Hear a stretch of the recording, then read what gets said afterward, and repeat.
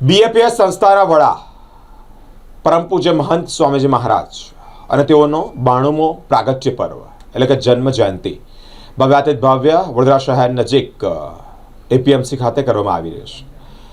વડોદરા શહેરના જ નહીં પરંતુ અનેક રાજ્યોમાંથી મહાનુભાવો પણ ઉપસ્થિત રહ્યા છે।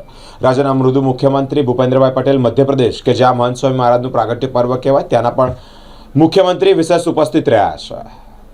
ભવ્યાતિત ભવ્ય રીતે મહંત સ્વામી મહારાજના જન્મજયંતિની ઉજવણી કરવામાં આવી છે। ગુજરાતના મુખ્યમંત્રી શ્રી ભૂપેન્દ્રભાઈ પટેલ, મધ્યપ્રદેશના મુખ્યમંત્રી શ્રી મોહન યાદવ વિશેષ ઉપસ્થિત રહ્યા છે। ગિનિસ વર્લ્ડ રેકોર્ડ અને સાંસ્કૃતિક ગૌરવ આ મહોત્સવમાં ભારતીય સંસ્કૃતિના ગૌરવ સમાન એક નવો ગિનિસ વર્લ્ડ રેકોર્ડ નોંધાયો છે।